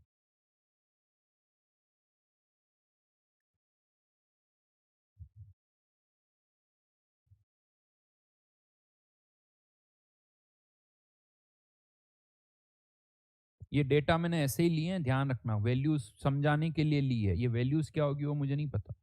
तो परसेंटेज चेंज, वैसे मैं बताऊं जेई में एक बार क्वेश्चन आया था, वहां परसेंटेज वर्ड नहीं लिखा हुआ था, परसेंटेज होना चाहिए। Percentage change in rate constant, value wise तो यहां ज्यादा चेंज हो रहा है 100 का, यहां चेंज हो रहा है 30 का, लेकिन परसेंटेज चेंज की अगर हम बात करें तो ये देखो, मैं इसलिए बता रहा हूं, अगर मैं अभी ये नहीं बताऊंगा ना आपको ढंग से, क्या होगा, आप PYQs करोगे, फिर वहां पर क्या होगा, क्वेश्चन गलत हो जाएगा, फिर मैं वहां समझाऊंगा, फिर इतना मजा नहीं आएगा तुम्हें। ऐसा लगेगा कि हर क्वेश्चन में सर कुछ नया समझा देते हैं, फिर क्यों, वो क्वेश्चन आया फिर मैंने वहां कुछ समझा, फिर नया क्वेश्चन कुछ आया वहां कुछ समझा। तो मैं क्या करता हूं, जब थ्योरी पढ़ते हैं तभी सारी चीजें पढ़ा पाता हूं, तब आप उसको अप्लाई करो, क्योंकि आपको एक एप्लीकेशन का मौका मिलेगा। आज आपने कॉन्सेप्ट सीखा और आपने क्वेश्चन करते वक्त उसको यूज कर लिया ना, फिर आपको मजा आ जाएगा।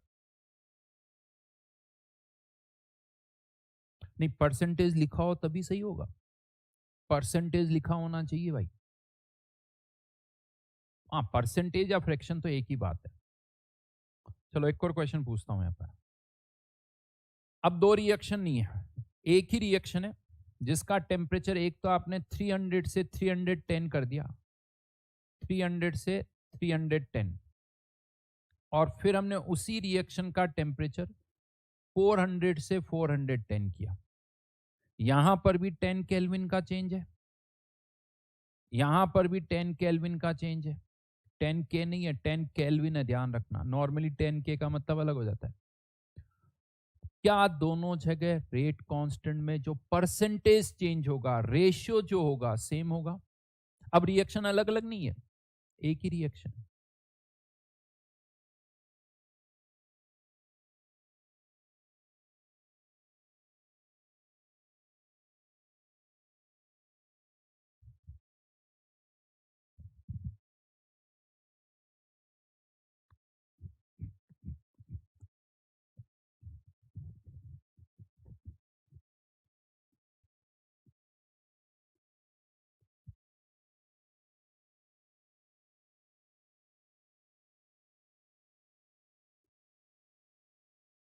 सोचो सोचो भाई।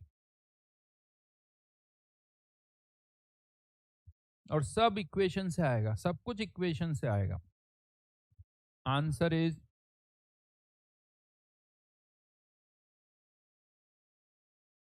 पढ़ो देखे, समझ में आ रहा है इससे?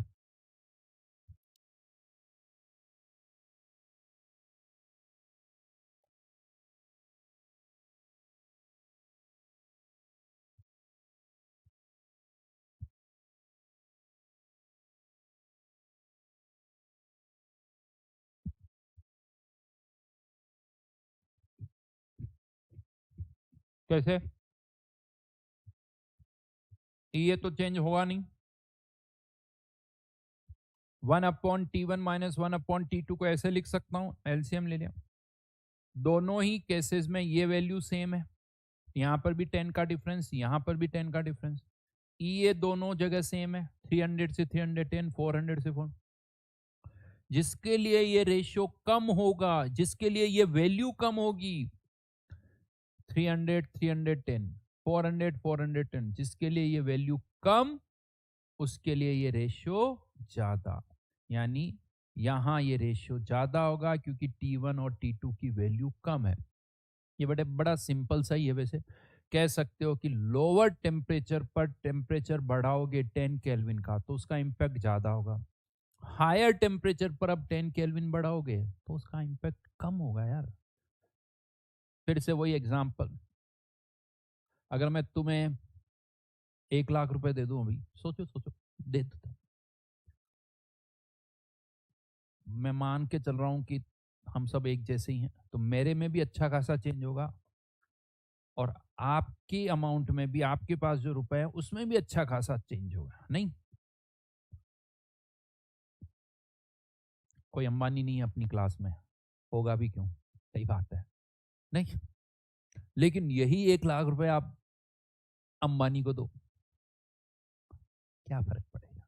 उसका इम्पैक्ट ही नहीं आएगा, उनके कोई इम्पैक्ट नहीं आएगा क्योंकि ऑलरेडी बहुत है, तो ऑलरेडी टेम्परेचर बहुत ज्यादा और फिर आपने 10 केल्विन बढ़ाया, क्या फर्क पड़ेगा?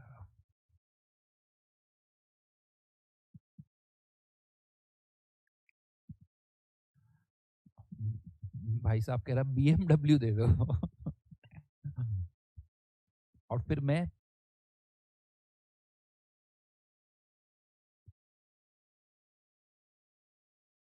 हाँ भाई, कोई कह रहा सर इतने में तो अंबानी की।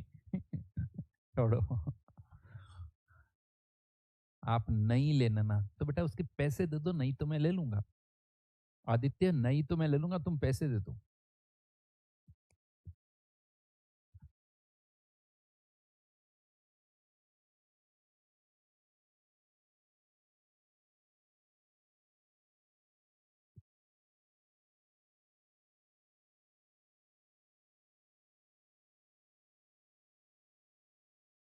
चलो जी, if the reaction is subjected to same change in temperature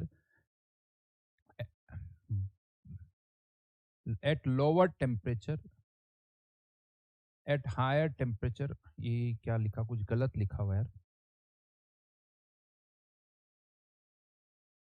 अच्छा, दो केसेस हैं, सेम चेंज, लोअर टेम्परेचर पर चेंज करें और हायर, तो percentage change in rate constant will be more at lower temperature, यानी लोअर टेम्परेचर पर चेंज करोगे तो उसमें इंपैक्ट ज्यादा आएगा। तो कुल मिला के ये आप कह सकते हो। लोअर टेम्परेचर, दो ऑप्शन है, तो percentage change in rate constant will be more at lower temperature, यानी फर्स्ट केस में इंपैक्ट ज्यादा आएगा। ठीक है, आगे बढ़ रहा हूं, नेक्स्ट पॉइंट पर आ रहा हूं। इसी से रिलेटेड पहले एक छोटा सा पॉइंट और देख लेते हैं, इफेक्ट ऑफ कैटलिस्ट। कैटलिस्ट का क्या इफेक्ट होता है? एक कैटलिस्ट क्या करता है मैं आपको बताऊं, रिएक्शन की मैकेनिज्म को ही बदल देता है, रिएक्शन की मैकेनिज्म को ही बदल देता है। अब यूं कह दो कि जैसे आपको यू मान के चलो ना थोड़ा सा कि आपको हिमालय क्रॉस करके दूसरी साइड जाना है, ठीक है साहब। अब आपको एक रास्ता पता है, ठीक है, आप उसी रास्ते से जाओगे क्योंकि वही रास्ता आपको पता है। लेकिन फिर हो सकता है कि कोई आपको ऐसा आदमी मिल जाए जो आपको एक अलग रास्ता बता दे और उसमें जो एनर्जी चाहिए तक वो कम हो। तो वो आदमी आपके लिए क्या हो गया, कैटलिस्ट हो गया। वो रास्ता ही बदल दिया उसने, रास्ता ही उसने बदल दिया, पाथ ही बदल देता है। यानी कैटलिस्ट क्या करता है, रिएक्टेंट को प्रोडक्ट में ले जाता है लेकिन एक अलग पाथ से, जिसकी एक्टिवेशन एनर्जी जो है कम होती, उसमें इतनी एनर्जी नहीं चाहिए। वो कैसे कम हुई वो मत सोचो, उसकी एक्टिवेशन एनर्जी कम होती उस पाथ की। समझ में आई मेरी बात? तो एक कैटलिस्ट क्या करता है, एक्टिवेशन एनर्जी को कम कर देता है।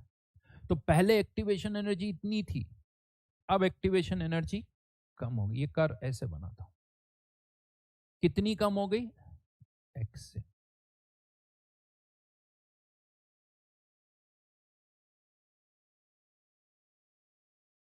कितनी कम हो गई, एक्स से।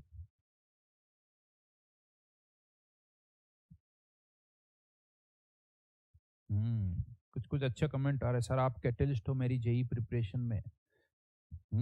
बात तो देखो बेटा कुछ हद तक सही है।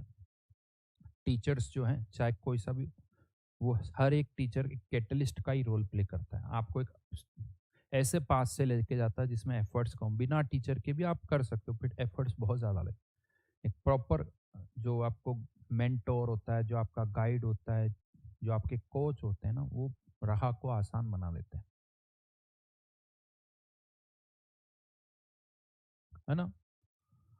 तो अब यहाँ पर देखा जाए effect of catalyst, K F into A F. अच्छा एक और चीज बता दूं, जैसे दो active forward activation energy, backward activation energy, E A forward E A backward. उसी तरह से रेट कांस्टेंट भी ई ए रेट कांस्टेंट भी के फॉरवर्ड के बैकवर्ड, के फॉरवर्ड के बैक। ये फॉरवर्ड रेट कांस्टेंट, तो ये ए भी ए फॉरवर्ड है, ई की power minus E A by R T. अब आपने जब कैटलिस्ट यूज किया तो रेट कांस्टेंट बदल गया, कैटलिस्ट यूज किया तो रेट कांस्टेंट बदल गया। ए एफ ई की power minus x, activation energy x से कम हो गई, एक्टिवेशन एनर्जी एक्स से कम हो गई।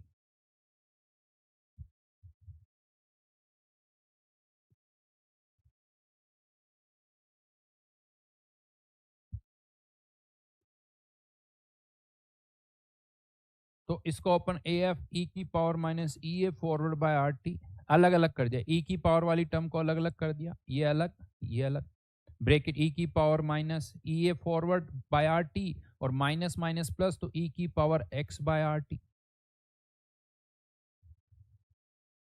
समझ में आ रही मेरी बात? अब इसको वापस से क्या लिख सकता हूं मैं, के एफ लिख सकता हूं इंटू ई की power X by R T. तो जो नया के एफ डैश है वो क्या हो गया, के एफ इंटू ई की power X by R T. यानी रेट कांस्टेंट किस फैक्टर से इंक्रीज हो गया, ई की power X by R T से, ई की power X by R T से। लेकिन फॉरवर्ड रेट कांस्टेंट बढ़ेगा तो बैकवर्ड भी तो बढ़ेगा, क्योंकि एक्टिवेशन एनर्जी फॉरवर्ड की भी कम हो रही तो बैकवर्ड की भी कम हो रही। फॉरवर्ड की एक्स से कम हुई तो बैकवर्ड की भी एक्स से ही कम हुई, फॉरवर्ड की एक्स से कम हुई तो बैकवर्ड की भी। तो फॉरवर्ड रेट कांस्टेंट भी इसी फैक्टर से बढ़ा और बैकवर्ड रेट कांस्टेंट भी इसी फैक्टर से बढ़ा, दोनों। इसीलिए जब आप रेशियो लेते हो, एक चीज आप केमिकल इक्विलिब्रियम चैप्टर पढ़ते हो तो याद होगा थोड़ा सा, जब हम यहां पर इसका रेशियो लेंगे तो के एफ अपॉन के बी और के एफ डैश अपॉन के बी डैश की वैल्यू सेम आती है। और ये जो रेट कांस्टेंट का रेशियो होता है ना, इसे आप क्या बोलते हो, इक्विलिब्रियम कांस्टेंट। याद है कुछ थोड़ा बहुत अगर केमिकल इक्विलिब्रियम पढ़ा हुआ ये, तो रेट कांस्टेंट का रेशियो को हम बोलते हैं इक्विलिब्रियम कांस्टेंट। तो इक्विलिब्रियम कांस्टेंट तो पहले भी वही था, बाद में वही है। इसीलिए कहा जाता है कि कैटलिस्ट यूज करने पर इक्विलिब्रियम कांस्टेंट में कोई चेंज नहीं होता। इक्विलिब्रियम कांस्टेंट उसके इंडिपेंडेंट है, इंडिपेंडेंट है। इक्विलिब्रियम कांस्टेंट कैटलिस्ट पर डिपेंड नहीं करता है। क्यों नहीं करता है, ये उसका प्रॉपर एक्सप्लेनेशन है। क्यों नहीं करता है, ये उसका प्रॉपर एक्सप्लेनेशन है।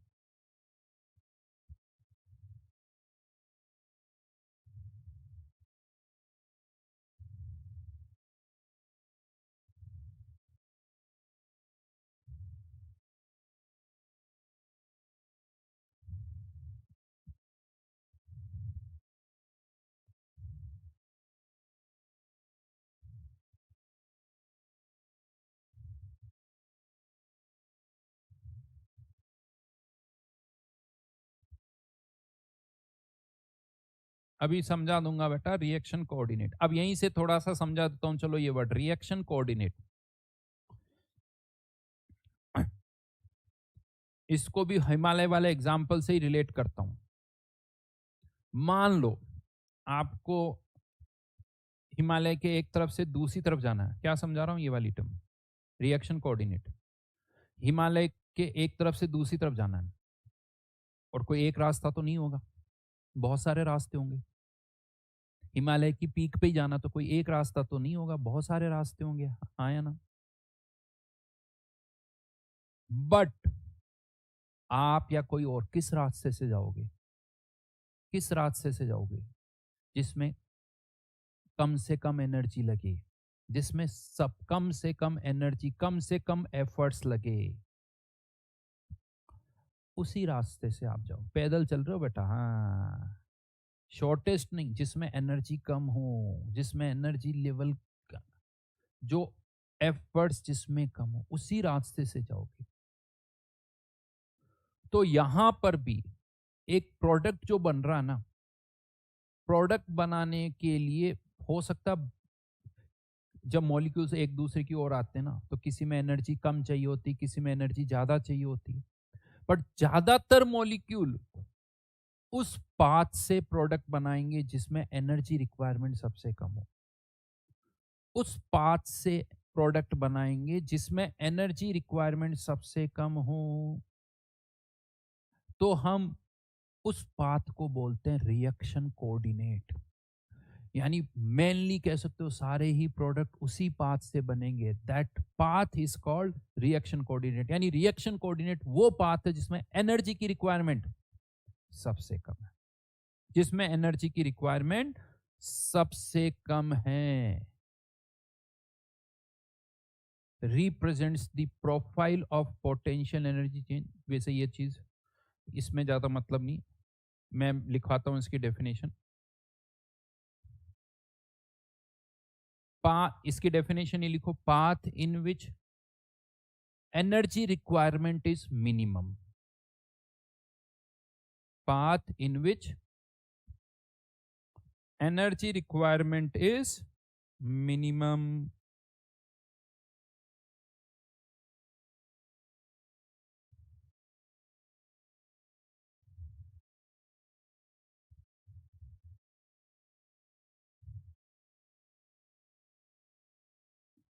पाथ क्या मतलब, रास्ता है।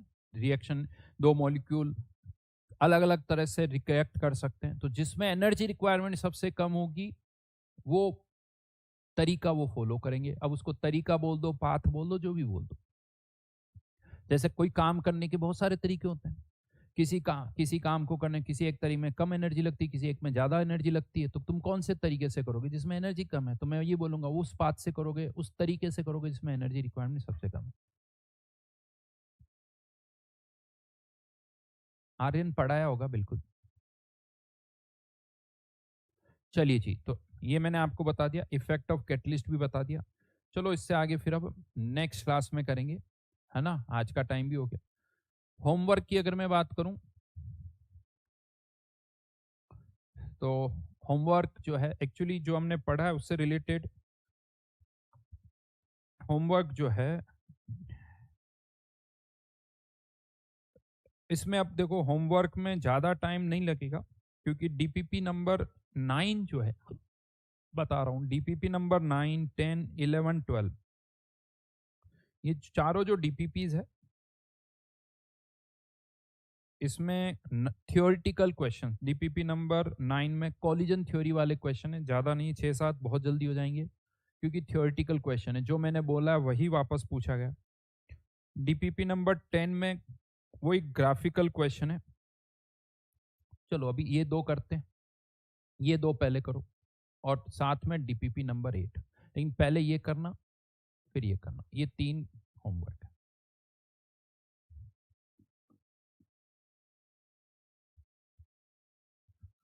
ठीक है जी।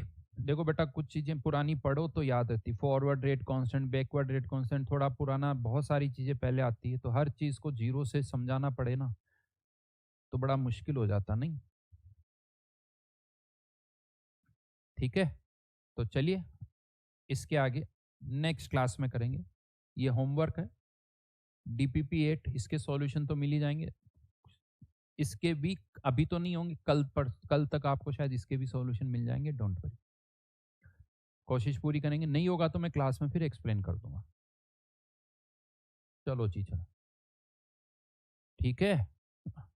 प्रणव बाबू, आज मेरा एक भी कमेंट नहीं गया। हाँ अच्छा, तुम्हारे कोई कमेंट थोड़ी आते हैं, भगवान ने तुम्हारे ऊपर वो लगा रखा है कि प्रणव कमेंट करेगा तो उसके कमेंट कहीं नहीं जाएंगे, ठीक है।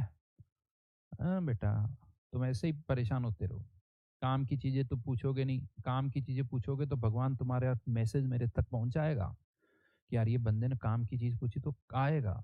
फालतू की चीज पूछूं तो भगवान मेरे साथ है, कहता फिल्टर करो, हटो, फालतू की बातें पूछते हैं, गायब कर दो, जो काम की बातें पूछेगा वो मेरे तक है, तो भगवान भी मेरे साथ है, समझ में आया।